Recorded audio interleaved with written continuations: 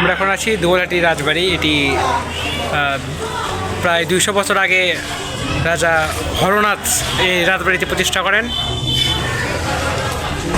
চলুন আমরা ভিতরে গিয়ে। দুবলহাটি রাজবাড়ি নওগাঁ জেলার একটি ঐতিহাসিক জমিদার বাড়ি। একসময় এটি দুবলহাটি জমিদার পরিবারের প্রশাসনিক ও আবাসিক কেন্দ্র ছিল।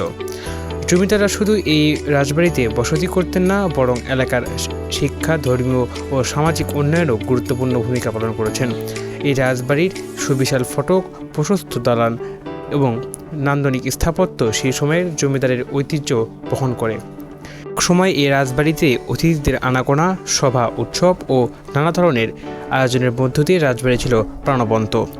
সময়ের পরিবর্তনের সঙ্গে সঙ্গে রাজবাড়ির অনেকাংশই আজ জীর্ণ হয়ে গেছে।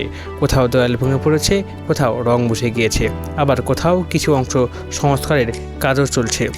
তবুও রাজবাড়ির মূল কাঠামো এখনও সাক্ষী হয়ে দাঁড়িয়ে আছে ইতিহাসের।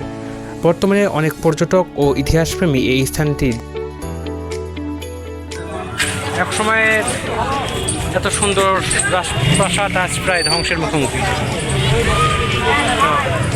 প্রায় 200 বছরের এই স্থাপনাটি নওগাঁ জেলা সদর হতে আনুমানিক 7 কিলোমিটার দক্ষিণ পশ্চিমে দুবলহাটি রাজবাড়ি অবস্থিত। দুবলহাটি রাজা স্বয়ী আবাসিকতা ও রাজকার্য পরিচালনার জন্য দুবলহাটিতে নির্মাণ করেন এই দ্বিতল বিশিষ্ট এক সুবিশাল রাজপ্রাসাদ। এই ছিল 200 বছরের ইতিহাস বহনকারী দুবলহাটি রাজবাড়ির সংক্ষিপ্ত পরিচয়। ভিডিও ভালো লাগলে লাইক, কমেন্ট